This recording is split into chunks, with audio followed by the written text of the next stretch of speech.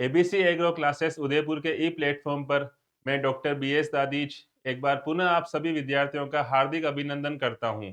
आज फिर एक बहुत महत्वपूर्ण टॉपिक लेकर आपके सामने उपस्थित हूं। आज के उस टॉपिक का एक फ्रूट है, उस फ्रूट का नाम है आम। अगर आपने थोड़ा सा भी सुना हो आपके कोर्स में, ये सारे फल हैं। उस फल में से आज हम एक फल को लेने वाले हैं, आम, मैंगो। इसके ऊपर से हर एग्जाम में प्रश्न बनता ही बनता है। 11-12 में तो ये बहुत इंपॉर्टेंट टॉपिक है। उसके अलावा भी आपके कोई भी कॉम्पिटिटिव एग्जाम हो, चाहे वो जेट हो, सीयूटी हो या और भी कोई एग्रीकल्चर का कॉम्पिटिटिव एग्जाम हो, उसमें फलों के ऊपर से प्रश्न बनते ही हैं। तो आज मैंने एक बहुत इंपॉर्टेंट फल का चयन किया है, आम। तो चलिए आज की हम बात करते हैं मैंगो के ऊपर। ठीक है, मैंगो, आम। सबसे पहले आप जानते हैं इसका वानस्पतिक नाम क्या होता है? इसका वानस्पतिक नाम होता है मैंजीफेरा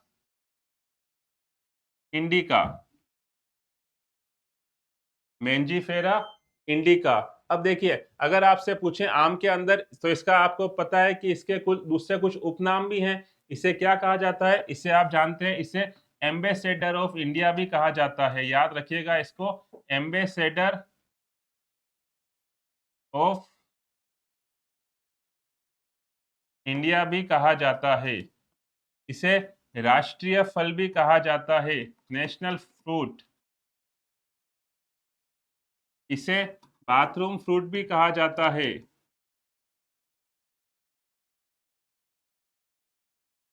तो अगर आपसे कभी पूछ लें कि आम के और क्या-क्या नाम हो सकते हैं, तो मैंने आपको आम के नाम बताए। इसे एम्बेसेडर ऑफ इंडिया भी कहा जाता है, इसे बाथरूम फल भी कहा जाता है, इसे राष्ट्रीय फल भी कहा जाता है। अब देखिए, इसमें कभी-कभी पूछते हैं इसका ओरिजिन कहाँ हुआ, उत्पत्ति। तो याद रखिएगा इसका उत्पत्ति स्थल है Indo Burma region. Indo Burma क्षेत्र।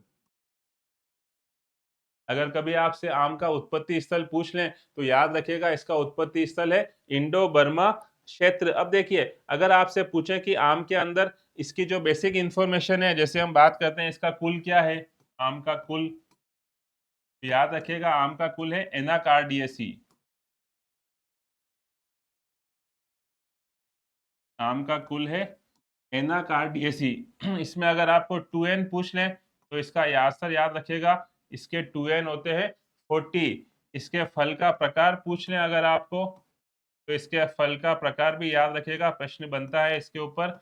इसके फल का प्रकार होता है ड्रुप। अगर आपसे पूछें कि आम का कुल क्या है, तो उसका आंसर है एनाकार्डियेसी। इसका फ्रूट टाइप क्या है, तो आम का आंसर है ड्रुप। और इसमें अगर क्रोमोसोम पूछ ले, तो इसका आंसर बताया मैंने आपको, 2n बराबर 40। अब देखिए, अगर आपसे पूछें कि इसका खाने योग्य भाग कौन सा है, तो याद रखिएगा इसका खाने योग्य भाग है मीजोकार्प।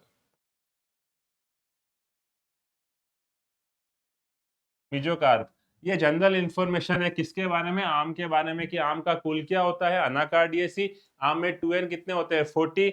आम का जो फल प्रकार है वो कितना होता है, तो आपका आंसर होगा ध्रुप। अब देखिए, इसके आगे अगर अपन बात करें, आम के लिए कौन सा क्लाइमेट और कौन सी वायु, जलवायु, जलवायु और मृदा, क्लाइमेट और सोयल। क्योंकि जब आपके अगर 11-12 की बात करें, तो उसमें जब कोई प्रश्न आता है, तो इस तरह से आएगा कि आम की खेती को निम्न बिंदुओं के अनुसार वर्गीकृत कीजिए या निम्न बिंदुओं के हिसाब से समझाइए। तो उसमें पहला बिंदु आता है जलवायु और मृदा। तो याद रखिएगा, आम चूंकि उष्ण प्रदेश से फल है, उष्ण फल है, उष्ण फल। ट्रॉपिकल, इसे क्या बोलते हैं, ट्रॉपिकल, ट्रॉपिकल फ्रूट।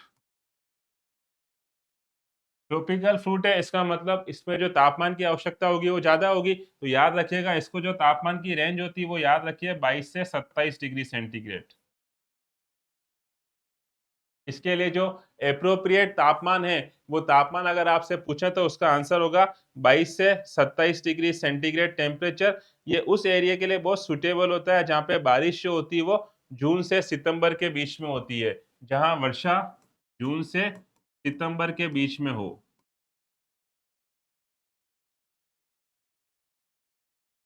जहाँ वर्षा जून से सितंबर के बीच में हो, वो एरिया इसके लिए, इसके ग्रोथ के लिए बहुत इम्पोर्टेंट होता है। अब देखिए, अगर आपसे ऐसा पूछे कि इसके लिए सोयल कौन सी होगी, तो ये हर प्रकार की सोयल में ग्रो कर सकता है, लेकिन बहुत इंपॉर्टेंट बात है, उस सोयल की पीएच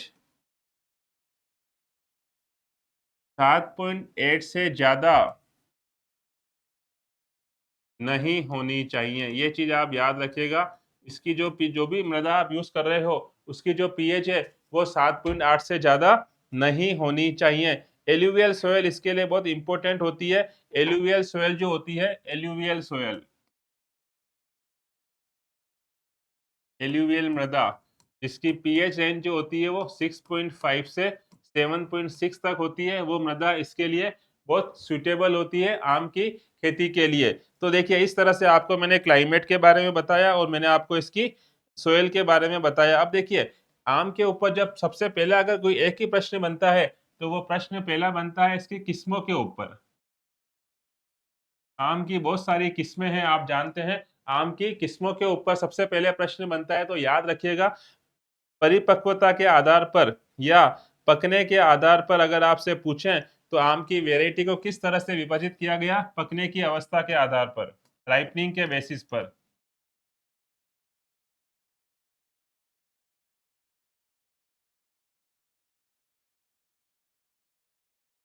देखिए, इसको तीन भागों में डिवाइड किया गया: शीघ्र पकने वाली, मध्यम पकने वाली और लेट पकने वाली। लेट, देर से, जो भी आप बोलना चाहें, इसको लेट तो आप समझते हैं वैसे भी। तो देखिए, अर्ली, मीडियम और लेट, इस तरह से अगर आपसे पूछें कि फलों को पकने की अवस्था के आधार पर इसके अलग अलग कौन कौन से एग्जाम्पल होंगे, तो याद रखिएगा, अर्ली जो वेराइटी होती है वो है बॉम्बे ग्रीन और केसर। याद रखना, बॉम्बे ग्रीन और केसर। अगर ये पूछ लें कि ये पकने के आधार पर किस तरह की वेराइटी है, तो ये दोनों किस तरह की वेराइटी हो गई? शीघ्र वाली बॉम्बे ग्रीन, और दूसरी कौन सी है? केसर। मिड सीजन के अगर आपसे पूछे, तो उसमें लंगड़ा, दशहरी, मल्लिका। याद रखिएगा, लंगड़ा, दशहरी, मल्लिका और आम्रपाली, ये सब बहुत महत्वपूर्ण वेराइटी है। ये सब कौन सी है? मिड सीजन, मतलब मिड राइपनिंग वाली है, मध्यम वाली कैटेगरी में जाएगी। और अगर आपसे देर वाली पूछ लें, तो उसमें चौसा, नीलम, चौसा और नीलम। तो देखिए, फलों को इनकी जो इसके जो किस्में होती है, वो पकने के आधार पर अगर आपसे विभाजित करना पूछें, तो याद रखिएगा वो कौन कौन सी हो गई? शीघ्र, मध्यम और लेट वाली। इन सब के उदाहरण आपके सामने लिखे हुए हैं। ये तो ही सिंपल बात। अब देखिए, आम की जो किस्म होती है, उसमें प्रश्न बनता है कि कौन सी किस्म किस किसके क्रॉस से उत्पन्न हुई है, तो उसके ऊपर हम बात करते हैं। किस्में देखिएगा, सबसे पहले आपने नाम सुना होगा,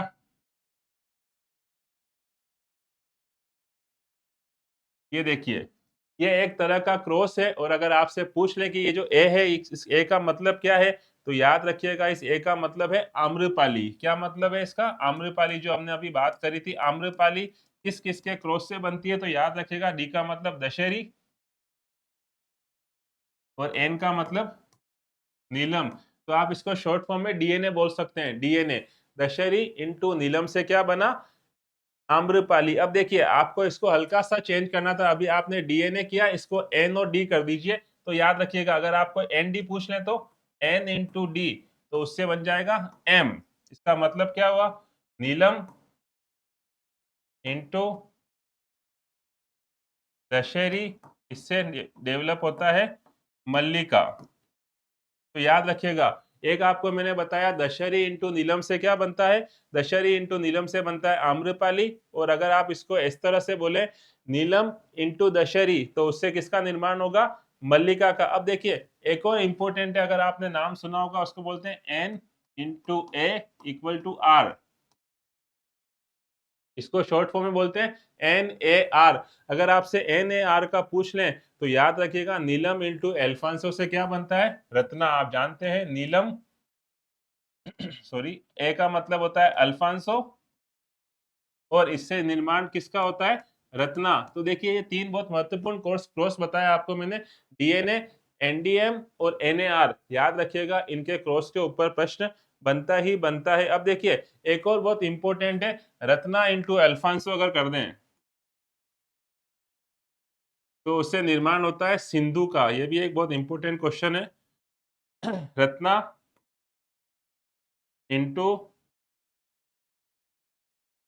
अल्फांसो, रत्ना और अल्फांसो के क्रॉस से अगर निर्मित किसी का निर्माण होता है ऐसा पूछ लें तो उसका आंसर हो जाएगा सिंधु। ये चीज आप याद रखिएगा। यहाँ तक बात समझ में आई आपको? ये कुछ महत्वपूर्ण है। इसको डीएनए कहते हैं, इसको एनडीएम बोलते हैं, इसको आरएएस बोलते हैं, इसको एनएआर। नीलम इंटू अल्फांसो से किसका फॉर्मेशन हुआ? रत्ना का। यहाँ तक जब हम बात करते हैं, अब देखिएगा इसी के आगे कुछ इंपॉर्टेंट वेराइटी आती है जो क्रॉस से निर्मित होती है, उसके बारे में बात करते हैं। एक नाम आपने सुना होगा, वो नाम है अर्का अनमोल। क्या नाम है? अर्का अनमोल।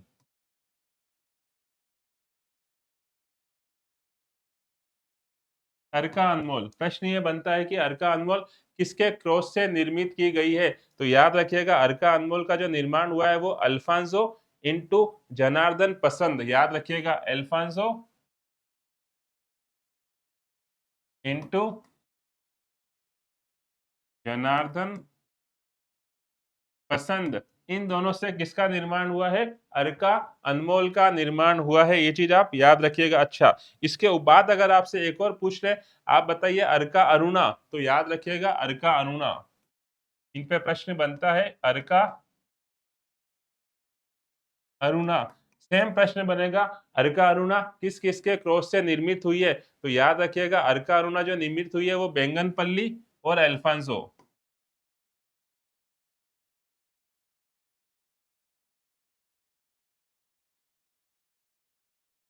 अल्फांसो। तो ये दो बहुत महत्वपूर्ण किस्में हो गई आपकी। एक तो हो गई आपकी अर्का अनमोल और दूसरी हो गई अल्फांसो। इस तरह से आप याद रखिएगा। और याद रखिएगा अल्फान जो है वो स्पॉन्जी टिश्यू के प्रति हाईएस्ट ससेप्टिबल होती है। स्पॉन्जी टिश्यू के प्रति एक रोग होता है, विकार होता है स्पॉन्जी टिश्यू के प्रति सहनशील। तो उसका आंसर है अल्फांजो। याद रखिएगा आप। क्या नाम है उसका? एल्फांजो। ठीक है। अब देखिएगा, अगर अब आगे आपसे पूछे कि सबसे मीठी कौन सी किस्म है इसके अंदर, अगर आपकी जो आम की जो बहुत सारी वेराइटी है उसमें सबसे मीठी किस्म,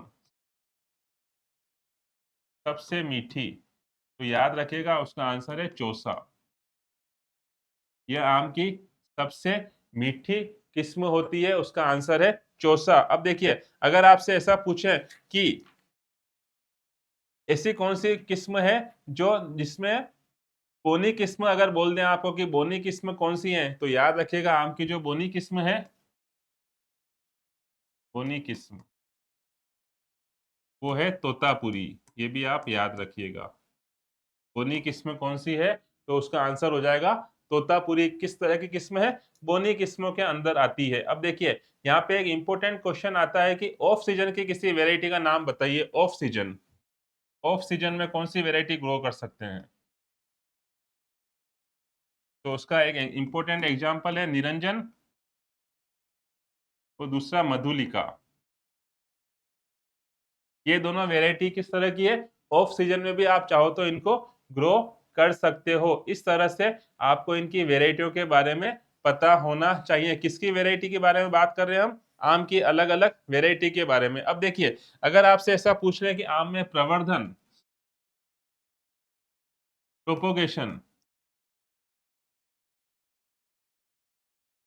कैसे होता है, आम में प्रवर्धन कैसे होता है, अगर आपसे ऐसा पूछ ले तो याद रखिएगा प्रवर्धन आप जानते हैं, मैंने पिछली कक्षा में बताया वो भी है आपको। प्रवर्धन का मतलब होता है एक पादप से दूसरे पादप का निर्माण करना।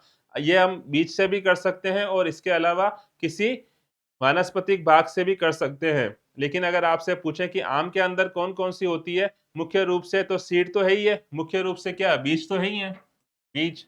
और वेजिटेटिव पार्ट में बात करें तो सबसे पहला आता है इनार्चिंग। याद रखिएगा इनार्चिंग, इनार्चिंग कर सकते हैं। ये सब कमर्शियल मेथड है, व्यवसायिक मेथड है। विनीर ग्राफ्टिंग कर सकते हैं। आम के अंदर अगर आपसे पूछे कि किस किस तरीके से प्रवर्धन हो सकता है, तो याद रखिएगा इनार्चिंग से हो सकता है, विनीर ग्राफ्टिंग से हो सकता है। ये दोनों बहुत इंपॉर्टेंट है, इसके बारे में आपको पता होना चाहिए। इसके अलावा अगर आपसे और पूछे तो और बता देना आप। सॉफ्टवुड ग्राफ्टिंग और स्टोन ग्राफ्टिंग, स्टोन ग्राफ्टिंग और सॉफ्ट वुड ग्राफ्टिंग, ये चार मेथड से हम क्या कर सकते हैं, आम के अंदर प्रवर्धन कर सकते हैं। ये सब व्यापारिक मेथड है, व्यवसायिक मेथड है, कमर्शियल मेथड है, याद रखिएगा। कमर्शियली आप इन सब मेथड का यूज कर सकते हैं, बीज तो है ही हैं। उसके अलावा अगर आपको पूछ लें तो ये चार नाम आप याद रखिएगा, ठीक है। विनीर ग्राफ्टिंग, इनार्चिंग, सॉफ्टवुड ग्राफ्टिंग और स्टोन ग्राफ्टिंग। अब देखिए, जब हम इसकी प्लांटिंग करते हैं, पौधारोपण, तो उसमें गड्ढों का आकार पूछा जाता है, गड्ढों का आकार। तो याद रखिएगा, आम के लिए जो गड्ढों का आकार है वो 1 × 1 × 1 मीटर है। ये चीज आप याद रखिएगा, आम के लिए जो गड्ढे की साइज होती है वो क्या रखी जाती है, 1 × 1 × 1 रखी जाती है। और दो दो पेड़ों के बीच में जो स्पेसिंग होती है, दो गड्ढों के बीच की दूरी, दो गड्ढों के बीच की दूरी, वो याद रखिएगा, वो 10 × 10 होती है, 10 × 10 मीटर। ठीक है। अगर आपसे आम के बारे में पूछ ले कि दो गड्ढों के बीच की दूरी क्या होगी, तो आपका आंसर होगा 10 × 10 मीटर। लेकिन अगर ये किसके लिए चेंज होगा, आम्रपाली के लिए। अगर आपको सिंपल पूछे तो 10 × 10 बताओगे, लेकिन अगर आपको स्पेशली पूछ ले कि आम्रपाली के पौधे लगाने हैं और दो गड्ढों के बीच की दूरी क्या होगी, या वो आपको दशहरी के बारे में पूछ रहे हैं, स्पेसिफिक दशहरी, तो याद रखिएगा आम्रपाली में जो गड्ढों की साइज होती है वो 2.5 × 2.5 डिस्टेंस पे होती है, याद रखिएगा आप। तो 2.5 और 2.5 की स्पेसिंग रखते हैं आम्रपाली के लिए, और दशहरी के लिए ये स्पेसिंग रखते हैं 5 × 5 मीटर।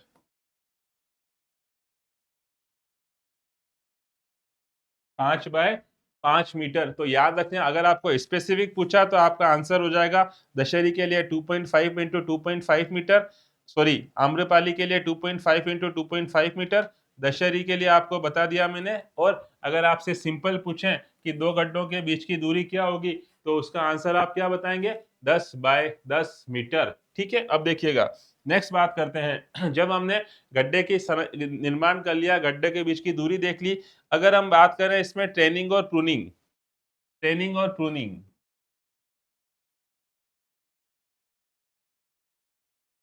ट्रेनिंग और प्रूनिंग करते समय सबसे महत्वपूर्ण बात ये, कटाई छटाई जब हम करते हैं तो सबसे पहले मेन बात ये याद रखनी चाहिए कि जब आप उसकी शाखाओं की कटाई छटाई कर रहे हैं, तो याद रखिएगा उसकी शेप जब देते हैं तो उसकी कोई भी शाखा 75 से 100 सेंटीमीटर ऊपर तक नहीं होनी चाहिए। 75 से 100 सेंटीमीटर तक उसमें क्या होनी चाहिए, उसमें बिल्कुल भी नहीं होनी चाहिए मेन स्टेम से। और जो ब्रांच पैरेलल ग्रो कर रही है उनको भी आप हटा सकते हैं। तो अच्छी शेप देने के लिए हमेशा ये चीज याद रखनी चाहिए कि 75 से 100 सेंटीमीटर तने में, 75 से 100 सेंटीमीटर तक कोई भी शाखाएं नहीं होनी चाहिए। ये चीज आप याद रखिएगा, जिससे क्या होता है, उसकी ग्रोथ अच्छी होती है। और अगर स्पेसिफिक बात करें तो इंटरकल्चर ऑपरेशन करने में भी समस्या नहीं आती है। अब हम बात करते हैं इसकी इरिगेशन की, सिंचाई, इरिगेशन। देखिए, जब हम बात करते हैं उसके इरिगेशन की, तो इरिगेशन में सबसे पहले आपको ये याद रखना होगा कि जो पहला इरिगेशन हम देते हैं वो कब देते हैं, अगर बारिश नहीं है तो जैसे ही आपने पौधारोपण किया के तुरंत बाद,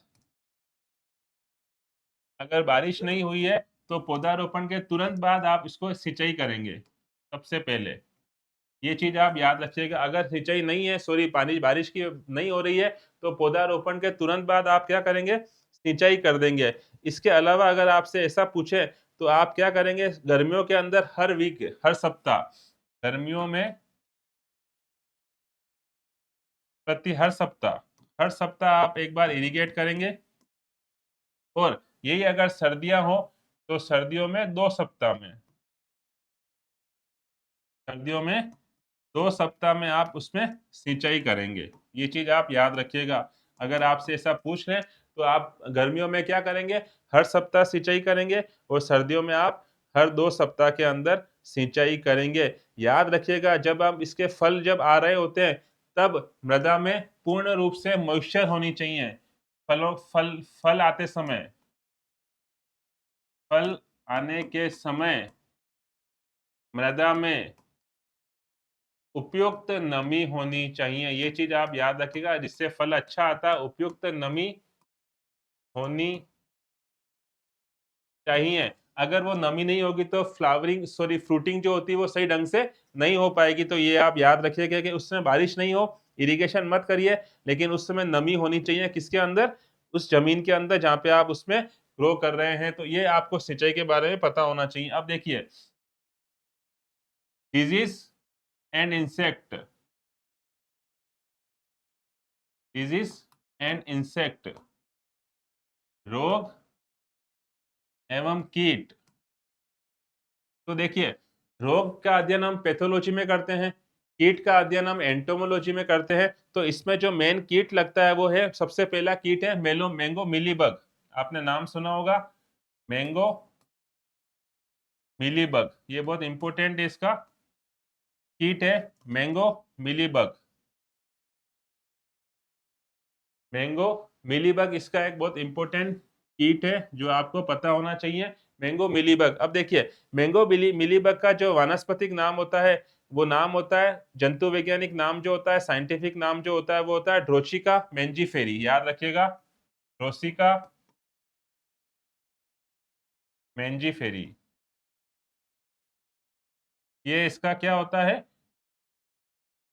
साइंटिफिक नेम होता है ड्रोसिका मेंजीफेरी। ये इसका जो निम्फ होता है और जो फीमेल इंसेक्ट होती है वो क्या सेल उसको जूस को सक कर लेते हैं, निम्फ और फीमेल एडल्ट वयस्क जो सक कर लेते हैं जूस को, फलों के रस को चूस लेते हैं, सक कर लेते हैं। याद रखिएगा, कौन कौन करते हैं, इसका निम्फ और फीमेल जो वयस्क होती है वो इसके रस को चूस लेते हैं, और इससे क्या होता है, पत्तियां सूख जाती हैं। इसका कंट्रोल करने के लिए आप उसमें इमिडाक्लोप्रिड का उपयोग कर सकते हैं। इमिडाक्लोप्रिड याद रखिएगा, इमिडाक्लोप्रिड। इसका आप मैंगो मिलीबग से का उपचार कर सकते हैं, याद रखिएगा। दूसरा इसके अंदर याद रखिएगा, बार्क बोरर,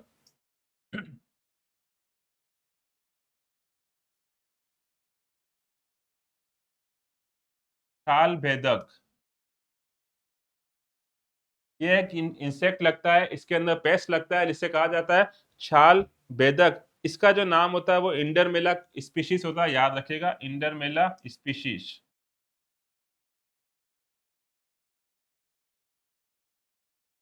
इसमें क्या होता है, नाम से पता लगता है ये पूरे किसको खा जाता है, छाल को खा जाता है, पेड़ की जो शाखाएं होती है उसके छाल को खा जाता है, और कैटरपिलर उसमें प्रवेश कर जाता है। इसका जो ट्रीटमेंट करते हैं वो हम करते हैं केरोसिन या क्विनालफोस। याद रखिएगा, केरोसिन या क्विनालफोस। इससे हम इसका ट्रीटमेंट करते हैं छाल भेदक का। इसमें क्या होता है, इसका जो कैटरपिलर होता है वो उसके अंदर प्रवेश कर जाता है, और कैटरपिलर, और इसका उपचार हम किससे करते हैं, या तो केरोसिन का स्प्रे कर दीजिए या आप क्या कर दीजिए, क्विनाल फोस का स्प्रे कर दीजिए। अब देखिए, ये तो हुई कीट की बात। अगर इसमें रोग पूछे तो इसका एक बहुत इंपॉर्टेंट रोग है पाउडरी मिल्ड्यू।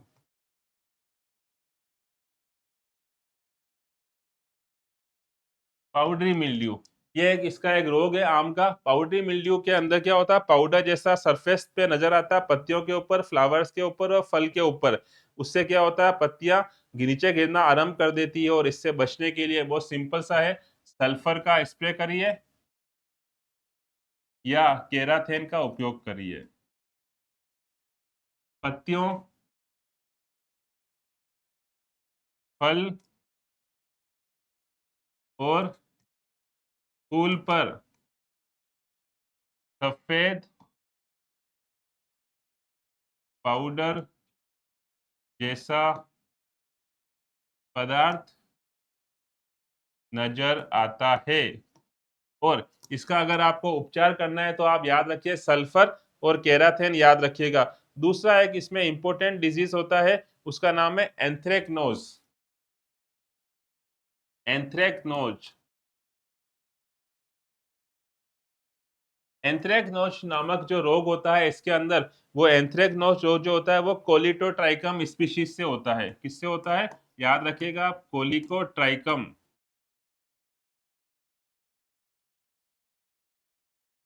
कोलिकोट्राइकम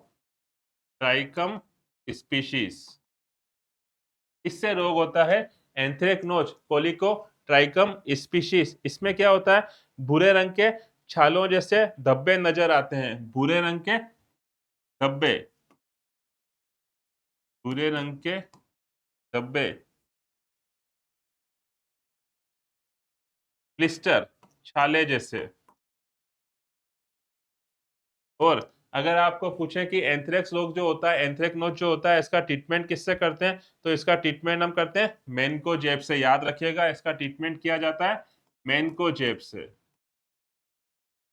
इससे ट्रीटमेंट किया जाता है इसका, तो याद रखिएगा इसका ट्रीटमेंट हम करते हैं मेनकोजेब से। ठीक है, अब देखिए फिजियोलॉजिकल डिसऑर्डर की मैं अलग से बता चुका हूं आपको, जिसमें एक सबसे मेन होता है, आपने सुना होगा काला शीरा। काला शीरा, ब्लैक टिप, और एक स्पॉन्जी टिश्यू, स्पॉन्जी उतक। ये होता है अधिक तापमान से, और ये होता है कभी कभी ओरचार जो होता है आपका फलों का, वो ईंटों के भट्टे के पास होता है, तो उन भट्टों से निकलने वाली गैसों से, ईंटों के भट्टों से निकलने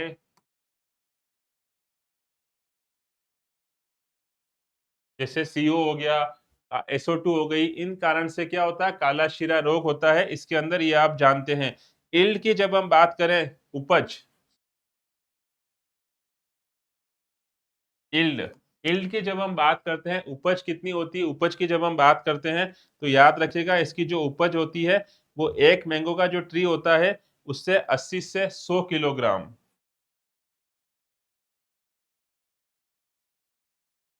एक पेड़ से 80 से 100 किलोग्राम, ये इसकी ईल्ड होती है। ये चीज आप याद रखिएगा, उपज, अगर आपसे कभी उपज पूछ ले तो इसकी ईल्ड होती है 80 से 100 केजी फ्रूट्स पर ट्री, याद रखिएगा। और नेशनल लेवल पे पूछे इसकी ईल्ड जो होती है वो अबाउट 8 से 9 टन पर हेक्टेयर होती है। अगर आपको पूछे तो 8 से 9 टन प्रति हेक्टेयर, टन प्रति हेक्टेयर, याद रखिएगा, टन प्रति हेक्टेयर। अगर आपसे पूछ लें कि इसकी कितनी यील्ड होती है तो इसका आंसर है 8 से 9 टन प्रति हेक्टेयर। ये बात समझ में आ गई आपको। अब देखिए इसके कुछ महत्वपूर्ण बिंदु होते हैं, अगर आपसे ऐसा पूछ लें कि राष्ट्रीय आम अनुसंधान संस्थान कहाँ पर है, राष्ट्रीय आम अनुसंधान संस्थान कहाँ स्थित है, तो याद रखिएगा इसका आंसर है लखनऊ। याद रखिएगा अगर आपके अनुसंधान वाला कुछ पूछ लें तो उसका आंसर क्या हो जाएगा, लखनऊ के अंदर है। अब आपसे पूछें कि इसका स्टोरेज कितने डिग्री पे करते हैं, तो इसका भंडारण जब किया जाता है, स्टोरेज, तो इसका भंडारण हम करते हैं 8 से 10 डिग्री सेंटीग्रेड पर। याद रखिएगा अगर आपसे भंडारण पूछ लें इसका तो आंसर क्या हो जाएगा, 8 से 10 डिग्री सेंटीग्रेड तक इसका भंडारण किया जाता है। उपज मैंने आपको बता दी है। इसके अंदर एक फल मक्खी का प्रकोप प्रकोप होता है, फल मक्खी और स्टोन विविल, याद रखिएगा, फल मक्खी और स्टोन विविल।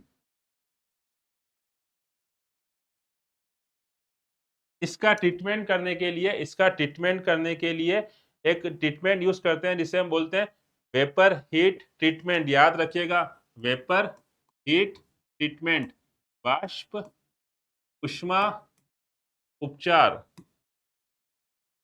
और वेपर हीट ट्रीटमेंट के ऊपर जो प्रश्न बनता है वो ये बनता है कि इसकी जो शुरुआत हुई थी वो प्रबंधन, अगर आपसे पूछे कितने डिग्री टेम्परेचर पे होता है तो उसका आंसर याद रखिएगा 43 डिग्री सेंटीग्रेड पर। कितने डिग्री टेम्परेचर पे करते हैं? 43 डिग्री सेंटीग्रेड पर किया जाता है। इस तरह से आपको इसके बारे में सारी इंफॉर्मेशन पता होना चाहिए। अगर आपसे पूछे कि इसमें फल को गिरने से रोकना है तो आप किसका स्प्रे करेंगे फल गिरने से रोकने के लिए?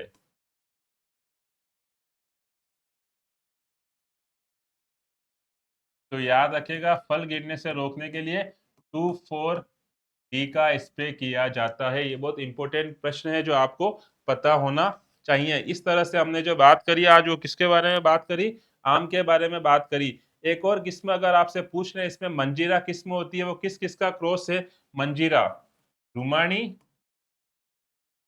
इंटू नीलम, इसके क्रॉस से निर्माण होता है।